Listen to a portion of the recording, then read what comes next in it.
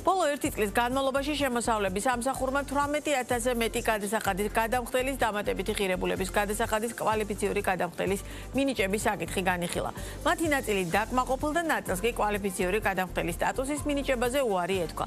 როგორია არსებული სტატისტიკა და რატომ ვერ იღებს გადასახადის გადამხდელთა გარკვეული კატეგორია ამ სტატუსს? დეტალებით ქრისტინა გამთენაძე გვიერთება ბიზნეს პარტნიორის ეთერში.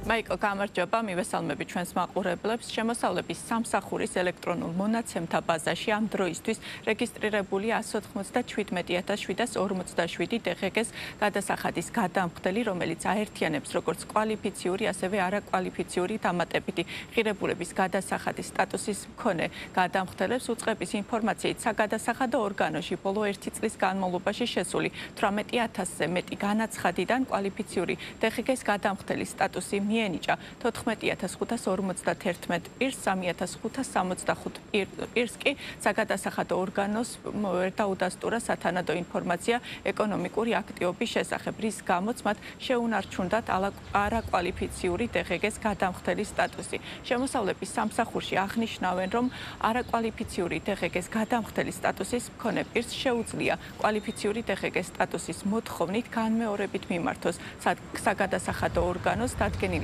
ხარვესების ახმოფხვრის შემთხვევაში საკითხის შესწავლის შემდეგ კი მას მიენიჭება კვალიფიციური DGG-ს გადამხდელის სტატუსი. როდესაც კომპანია რეგისტრირდება დამატებული ღირებულების გადასახადის გადამხდელად, მას ავტომატურად ენიჭება არაკვალიფიციური DGG-ს გადამხდელის სტატუსი. რაც ნიშნავს იმას, რომ საგადასახადო ორგანოს მხრიდან საჭიროებს მონიტორინგს, დაკვირვებას მინიმუმ ესმის თუ არა რა არის დამატებული ღირებულების გადასახადი ხელმძღვანელს კომპანიას, ვინც ამ ოპერაციებს ახორციელებს, იმიტომ რომ მოგეხსენება DGG არის ერთისთვის ვალდებულება, მეორესთვის ჩათვლის უფლება და როდესაც დამატებული ღირებულების გადასახადის გადამხდელი წერს ანგარიში ფაქტურას, რომელსაც არ ადეკლარირებს, ჩამწვანს მეორე მხარეს აქვს სირთულეები ჩათვლასთან და შემდგომში ამ ზედმეტობის დაბრუნებასთან დაკავშირებით, ვინაიდან კომპანია არის არაკვალიფიციური. ამიტომ როდესაც კვალიფიციური შესწავლის შედეგად ენიჭება კვალიფიციური სტატუსი, ეს ნიშნავს, რომ გადამხდელი სარგებლობს რეპუტაციიდან დობით როგორც სახელმწიფოს მიერ, ასევე პარტნიორის მხრიდანაც და ამ შემთხვევაში მარტივია კომუნიკაციაც. იმ შემთხვევაში, თუ კი შემოსავლების სამსახური კომპანიას დამატებითი ღირებულების გადასახადის არაკვალიფიციურ გადამხდელის სტატუსს ანიჭებს, იურიდიულ პირს საგადასახადო ანგარიშ ფაქტურების გამოწერა ეკრძალება, რაც ბუნებრივია მის საქმიანობასაც ზღუდავს. აუდიტორულ კომპანიებში ამბობენ, რომ შემოსავლების სამსახურის მიზანი, რაც არაკეთილსინდისიერი გადამხდელების გამოვლენას გულისხმობს, ესმით, თუმცა მათი თქმით არის შემთხვევები, როდესაც უწყებაში კომპანიას დაუსაბუთებელი და უსაფუძვლო მიზეზით ეუბნებიან უარს კვალიფიციური სტატუსის მინიჭებაზე და ბიზნესის წარმომადგენელს რამდენჯერმე უწევს შემოსავლების სამსახურისთვის სტატუსის მინიჭების მოთხოვნით მიმართვა. ბოლო 12 თვის განმავლობაში მაგალითად პირველად დარეგისტრირდა გადამხდელი მიენიჭა კვალიფიციური, მაგრამ გავიდა რაღაც პერიოდი და ბოლო 12 თვე არ აქვს ოპერაციები.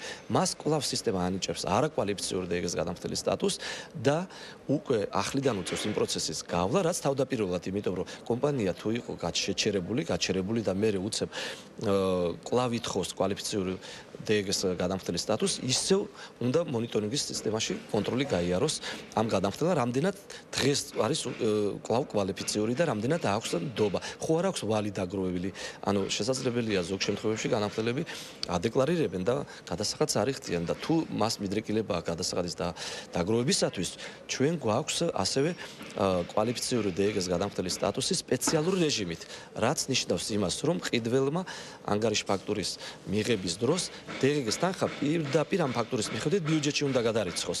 ანუ ეს დამოკიდებულია კონკრეტულ кейსზე და კონკრეტულ შესასწავლ ობიექტზე. გამოწვევები არსებობს დღესაც. ანუ დღესაც კი არის შემთხვევები, როცა შემოსავლების სამსახური უმნიშვნელო საკითხიდან, უმნიშვნელო რაღაცა უეჭვიდან გამომდინარე, მაგალითად იქიდან გამომდინარე კომპანიას არ აქვს, ახლად დაფუძნებულ კომპანიას არ აქვს დაუშვათ იჯარით აღებული ფართი, ეუბნება უარს გადამხდელებს და გადამხდელებს რამდენჯერმე მიმართვა ჭირდებათ, რომ ეს სტატუსი მოიპოვონ. არაკვალიფიციური სტატუსი უნდა ითქვას, რომ ეს არის ძალიან მნიშვნელოვანი შემაფერხებელი სტატუსი ბიზნესისთვის, ვინაიდან ამ დროს კომპანია ყიდის საქონელს, ბეგრავს DGG-ი, ან მომსახურებას მათ შორის ყიდის და მეორე მხარე ვერ ითვლის DGG-ს. ანუ ძალიან ცოტა მყიდველი თუ დათანხმდება ურთიერთობას ისეთ გამყიდველთან, რომელიც მას დეღეგეს ახდევინებს და დაუშვათ მყიდველს ჩათვლის საშუალება არ აქვს. ცნობისთვის შემოსავლების სამსახურმა არაკვალიფიციური დღგ-ს გადამხდელის სტატუსი არაკეთილსინდისიერი გადასახადის გადამხდელების გამოვლენის მიზნით ჯერ კიდევ 2021 წელს შემოიღო. ლობა ქრისტინე გამთენაძე საუბრობდა ბიზნეს პარტნიორის ეთერში.